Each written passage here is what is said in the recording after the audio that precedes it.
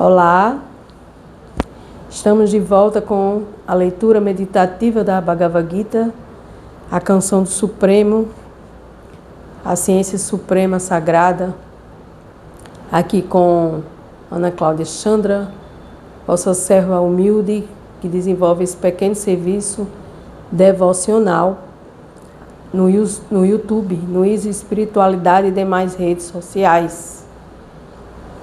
Falar da Bhagavad Gita, ler sobre a Bhagavad Gita, para mim é uma grande inspiração suprema, pois eu estou tentando compartilhar sabedoria transcendental com todos vocês que, por um acaso, venham assistir esse vídeo e compartilhar com outras pessoas também que precisam aprender sobre a verdadeira constituição nossa, que é eu sou uma alma e não um corpo. E Bhagavad Gita, como ele é, capítulo 2, verso 39, hoje traz mais um verso, mais versos, para que o Supremo nos permita entender cada dia mais pela vossa benevolência e misericórdia. Magyana Timiranda Sya, Gyana Jana Salakaya, Shakshu Militayena Tasmai Shiguruvena Maha. Embora eu tenha nascido na mais escura região da ignorância, esse mundo material, o meu mestre espiritual abriu meus olhos com a tocha do conhecimento transcendental. A tal mestre espiritual, eu presto minhas humildes e respeitosas reverências à ciência sagrada do Bhagavad Gita, à canção do Supremo, na sucessão discipular autorizada, na leitura meditativa contemplativa, para nos dar a permissão de entender sobre a Suprema Personalidade de Deus, sobre nós, que somos almas, Aham Brahman, e como devemos lutar nessa batalha de Kurukshetra, essa batalha interior. Verso 39. Até aqui descrevi este conhecimento através do estudo da análise. Agora ouve enquanto eu te explico em termos de trabalho, do trabalho sem resultados fruitivos.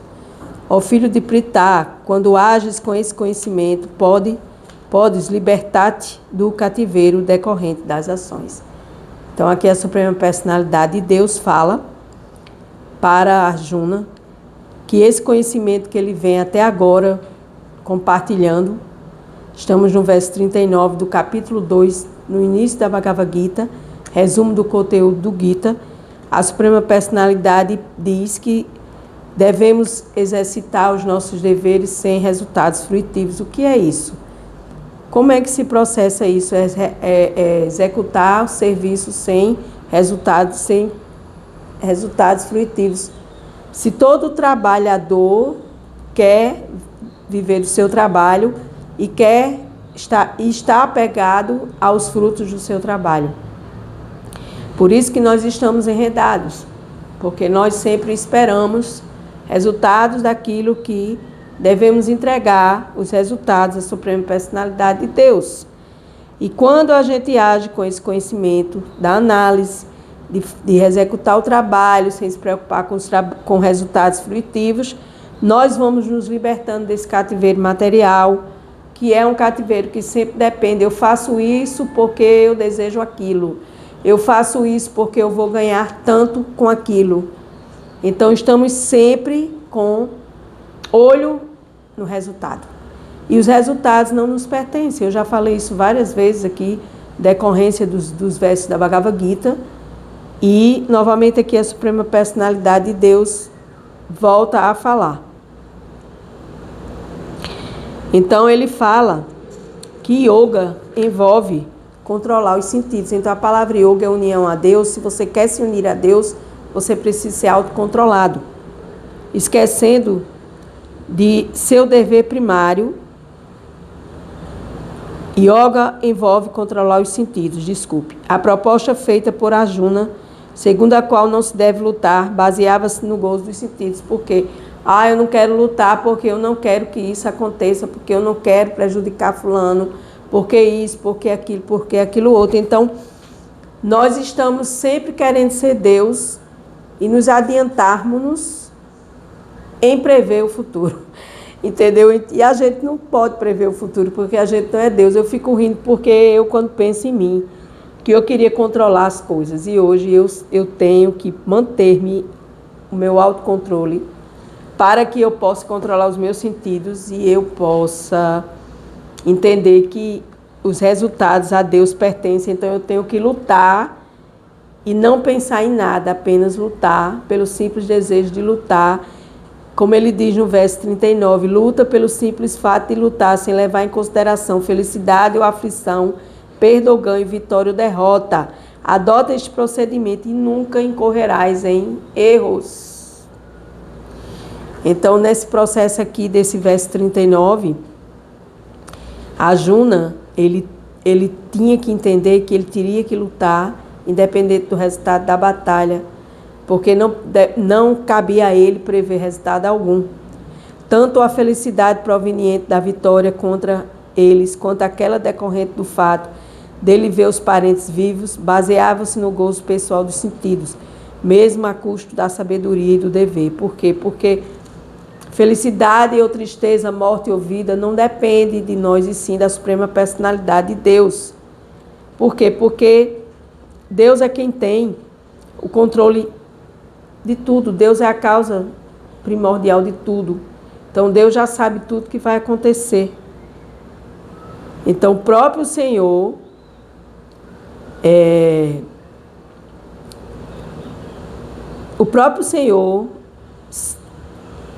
ele explicou que todas as pessoas individuais, inclusive o próprio Senhor, são indivíduos eternos. Então a alma é eterna e o Senhor Supremo é a alma eterna suprema. Então todos são eternos. Simplesmente sujeitamos-nos a várias mudanças de roupa corpórea, mas na verdade conservamos nossa individualidade, mesmo após libertar-nos do cativeiro da roupa material. Por que ele está falando isso aqui, Srila Prabhupada, no significado? Por quê? Porque nós somos eternos, o que muda é o corpo. Então lutar ou não lutar é apenas uma questão de física material. Mas a gente tem que lutar porque é o nosso Dharma. Então, assim, quando a gente faz esse estudo e entende que nós somos individuais e que nós devemos nos libertar desse cativeiro material, seguindo o nosso Dharma, a nossa missão, nós vamos entendendo que nós não somos um corpo e sim somos uma alma. E nesse processo, o Senhor Supremo, Ele é quem controla tudo. Então a gente deve obedecer sempre às ordens de Deus na nossa intuição. Tudo aquilo que vem na nossa intuição, nós devemos sermos humildes e abaixarmos nossa cabecinha e nos libertar dessa ideia errônea que nós somos o corpo, nós somos o desfrutador de tudo, porque nós não somos nada disso. Todos esses indivíduos eternos estão trabalhando no mundo material em busca do gozo dos sentidos e, sob o encanto da energia material ilusória Yoga Maya, pensam ser os desfrutadores. Foi o que eu falei. Deus é que desfruta de tudo e de todos. Essa mentalidade atinge o ponto máximo quando, desejando a libertação, a entidade viva procura tornar-se una com Deus. Esta é uma última armadilha de Maya, ou ilusão relacionada com a gratificação dos sentidos. E somente após muitos e muitos nascimentos, envoltos nessas atividades para o prazer dos sentidos, que uma grande alma se rende a Deus, a Krishna, completando então a sua busca pela verdade última. Então, libertação deste corpo material, libertação dessa ilusão e libertação desses sentidos, ou seja, são 3 tipos de libertação. Eu me liberto da ideia errônea que eu sou um corpo, eu me liberto da ilusão material, que é achar que eu sou Deus e que eu vou agir feito Deus, e eu me liberto do cativeiro terreno dos sentidos materiais. Então, libertação, ilusão e sentidos faz parte dessa individualidade de você como alma e não como corpo, sair desse cativeiro terreno e lutar a sua batalha e trazer para você essa questão de evolução, essa questão de entender que eu e o Senhor somos eternos. O Senhor é a alma suprema e eu sou a alma menor. E que nesse campo de batalha eu tenho que lutar e não esperar nada em retorno, porque Deus já sabe o que eu mereço. Quando falamos em Buri Yoga, é o serviço devocional ao Senhor. E aí, esse serviço devocional ao Senhor é outro ponto que nós devemos entender, que quando a gente atinge esse corpo espiritual, essa inteligência espiritual, quando a gente atinge essa ideia de que eu não sou, mas não é uma simples ideia vaga, é você sentir no seu âmago que você não é um corpo, você é uma alma. Então, a partir desse momento, você passa a ter um Buddhi Yoga, uma inteligência espiritual para se unir a Deus. E aí, nesse processo, nós vamos buscar a verdadeira filosofia, que é a filosofia de estar engajado nesse processo, de servir a Deus, não se apegar, se libertar, sair da ilusão e de ser autocontrolado, agora sem esperar resultados. Porque a partir do momento que a gente espera resultado, a gente se prende novamente aos resultados. A gente fica condicionado. Deves, portanto, compreender que Buddhi Yoga é agir em consciência de Deus, com bem-aventurança, pleno conhecimento acerca do serviço a Deus devocional. Aquele que trabalha só para a satisfação do Senhor, sem se importar com o grau de dificuldade encontrado na execução desse trabalho, age sobre os princípios de Buddhi Yoga, em consciência de Deus, e encontra sempre bem-aventurança transcendental nesta relação, de trabalhar para Deus e se sentir feliz, santosha, yoga como estilo de vida, felicidade em Deus. Por meio dessa ocupação sublime, a pessoa, pela graça do Senhor, alcança automaticamente toda a compreensão transcendental, motivo pela qual sua libertação é de fato completa, sem que precise empreender outros esforços para adquirir conhecimento. Há muita diferença entre trabalho em consciência de Cristo e trabalho para obter resultados fruitivos. Quando a gente trabalha para Deus, a gente desapega. Quando a gente trabalha esperando o resultado, a gente se apega. Por isso que existe essa diferença. Especialmente quando se trata da satisfação dos sentidos obtida por alguém que busca conquistar a felicidade familiar, material. Não. A felicidade está em Deus. Buddhi Yoga é, portanto, a qualidade transcendental do trabalho que executamos. Então, aqui neste momento aqui, nós temos Buddhi Yoga em leitura meditativa da Bhagavad Gita. Então, eu vou fazer a leitura, estou fazendo a leitura, tentando explicar da melhor forma possível. Eu não sou nenhum erudita, nenhum guru, nenhuma mestra. Sou apenas uma simples caminhante para Deus, tentando entender a Bhagavad Gita e tentando passar esse conhecimento transcendental. Aí, adquirindo pouco a pouco esse Buddhi Yoga, essa consciência espiritual, eu vou me desapegando do seu trabalho e fazendo para agradar apenas a Deus. Verso 40. Neste esforço não há perda nem diminuição, e um pequeno progresso neste caminho pode proteger a pessoa do mais perigoso tipo de medo. Por quê? Porque quando a gente trabalha para Deus, a gente não deve temer absolutamente nada. A gente deve entregar os frutos do trabalho apenas para Deus.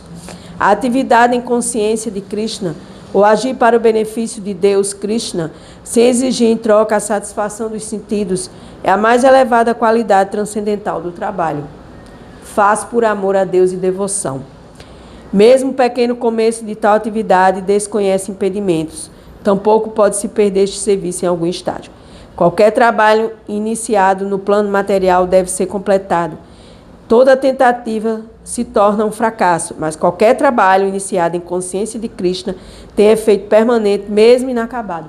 Ou seja, mesmo que eu não seja erudita e que eu não saiba explicar feito um mestre, uma guru, um professor qualificado, um swami qualificado, eu estou aqui fazendo o meu trabalho, mesmo que pareça inacabado, mas eu estou fazendo para Deus. Então, esse trabalho ele vai ter seus frutos doados a Deus. E eu não vou ficar o tempo todo buscando. Você veja que a gente corre atrás das coisas materiais, de fazer trabalho, de agradar chefe, de agradar coordenador, de agradar presidente, agradar, e a gente esquece de agradar a única pessoa que é Deus, que é Krishna, a Suprema Personalidade de Deus.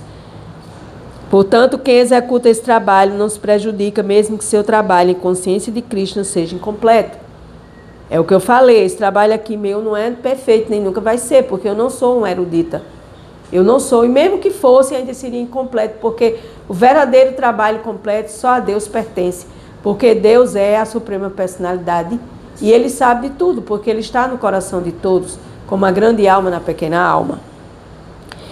1% feito em consciência de Deus produz resultados permanentes, de modo que se começa em seguida a partir do ponto de 2%, enquanto na atividade material sem um sucesso de 100% não há lucro. Verdade. A gente sempre tem que atingir 100% dos lucros. E aqui em consciência de Deus, na parte transcendental, a gente começa fazendo pequenino serviço e a gente já sente uma grande êxtase. Eu pelo menos sinto ao ler a Bhagavad Gita, ao postar a Bhagavad Gita. Então a gente faz esse trabalho para Deus, então esse trabalho ele não tem preço. Já no mundo material todo trabalho tem preço, todo trabalho tem uma pressão, um preço e uma pressão e uma cobrança. Se alguém abandona seus deveres ocupacionais e age em consciência de Krishna, então cai sem completar seu trabalho, o que tem ele a perder? E o que ganhará alguém se executar perfeitamente suas atividades materiais? Então isso aqui é uma comparação do trabalho feito materialmente para os homens, do trabalho espiritualmente feito para Deus. Então, são dois tipos de trabalhos em duas plataformas, uma espiritual transcendental para Deus e outra numa plataforma material para os homens. Então, qual é o trabalho mais importante desses dois? Com certeza, para mim, é o de Deus, é o para Deus, para com Deus. Então, essas atividades materiais e seus resultados cessam quando o corpo se acaba. Então, para com tudo. Em contrapartida, o trabalho em consciência de Deus nos traz de volta a consciência de Krishna, mesmo após a perda do corpo. Por quê? Porque a consciência se elevou de plano de consciência, de degrau de consciência. Estudando Bhagavad Gita, vai subindo, vai subindo, vai subindo. E você, executando os trabalhos materiais, não digo que vai descendo, mas vai se enredando, se enredando, se enredando. Então, mesmo que a gente perca esse corpo, nossa consciência ganha em nível de expansão de consciência. Temos pelo menos a certeza de que na próxima vida renasceremos como ser humano, numa família de um grande erudito, ou numa rica família, condições estas que nos darão mais oportunidade de nos elevarmos, se não nos corrompemos pelos frutos do trabalho material. Tudo é uma questão de consciência, consciência espiritual transcendental divina, consciência material, resultados obtidos dentro desse cativeiro terreno, de se apegar aos frutos do trabalho. Esta é a qualidade única do trabalho feito para Deus, que não tem perdas, é eterno, é transcendental, é para sempre. Verso 41. Aqueles que estão neste caminho são resolutos e têm apenas um objetivo. Ó amado filho do Kurus, a inteligência daqueles que são irresolutos tem muitas ramificações. Irresoluto, o que é ser uma pessoa irresoluta? É uma pessoa que é persistente, que aconteça o que acontecer, esta alma neste corpo está ali, tentando. Significado: ter forte fé em que, pela consciência de Deus, de Krishna, a pessoa eleva-se à mais alta perfeição da vida, chama-se inteligência. Estudando sobre Deus não tem como você regredir, você só vai subir aos céus. Então, fé significa confiança inabalável em algo sublime. Deus, quando alguém está ocupado nos deveres de consciência de Krishna, de Deus, não precisa agir em função do mundo material. Se tivesse obrigações para com suas tradições familiares, humanidade, nacionalidade, isso tudo é corpo, porque eu não sou brasileiro, eu não sou estrangeiro, eu não sou o que meu corpo apresenta neste momento. Eu sou uma alma, então eu tenho que trabalhar para Deus. Ocupando-se em atividades fruitivas, quem está sujeito a reações de atos passados, bons ou maus, tudo que a gente faz vai para a balança de Deus, vai para a balança divina. Quando estamos envolvidos em consciência de Cristo, a pessoa não precisa continuar esforçando-se por alcançar os bons resultados, porque já estamos nos bons resultados trabalhando para Deus. Quando se está situado em consciência de Deus, todas as atividades estão no plano absoluto, transcendental, divino, entregue a Deus. Isso é muito fantástico, porque a gente acha que a gente aqui na Terra, a gente tendo títulos e tendo cargos de confiança e blá, blá, blá, blá, que a gente é o importante, é isso, aquilo outro. Só precisa o corpo terminar que tudo se acaba. Mas em consciência de Cristo, não. A gente está fazendo para a nossa alma. A gente está fazendo para nosso Pai Supremo. A gente está fazendo em consciência de Cristo, em consciência de Deus. E só isso faz a diferença. A maior perfeição da consciência de Cristo é a renúncia à concepção de vida material. Por quê? Porque quando a gente faz para Deus, a gente desapega. Essa é a palavra-chave, o desapego. Quando a gente faz para o mundo material, a gente se apega e sofre. No entanto, o serviço a Deus é mais adequado e prático sobre a hábil orientação de um mestre espiritual que conheça a natureza do estudante e guie esse estudante para agir em consciência de Deus. Assim, dá para ser versado em consciência de Krishna e agir firmemente e obedecer o representante de Krishna, que é o próprio mestre que vai nos orientar para quem tem mestre espiritual. Com satisfação do mestre espiritual, a suprema personalidade de Deus também se satisfaz, porque você está servindo a ele é o representante de Deus genuíno. E quem não satisfaz o mestre espiritual não tem possibilidade de ser promovido ao plano da consciência de Deus, de Krishna. Portanto, meditar em sua misericórdia, implorar 3 vezes ao dia e oferecer minhas respeitosas reverências ao meu mestre espiritual. Então, é uma forma de você estar meditando na misericórdia de Deus, meditando na misericórdia do mestre espiritual, para que ele possa nos ajudar e implorar a misericórdia dele, para que ele possa nos guiar cada dia mais e melhor. Então, o fato de se conhecer perfeitamente a alma, além da concepção do corpo, não em teoria, mas na prática, quando deixa de haver qualquer oportunidade de gozo dos sentidos manifestados nas atividades fruitivas. Então, quando a gente entende que eu não preciso mais me apegar às coisas materiais, porque eu não sou esse corpo, eu sou uma alma. Aquele que não está com a mente fixa é desviado por várias classes de atos fruitivos. Então, aquele que não entende que que é uma alma. Quem é que entende que é uma alma? Eu hoje estou trabalhando a minha mente, meus sentidos, para este propósito. Com a ajuda da Bhagavad Gita, com a ajuda da leitura, com a ajuda dos compartilhamentos. No ano passado, estudando do capítulo 7 ao 18. Esse ano, começando desde a introdução, tentando compartilhar sabedoria.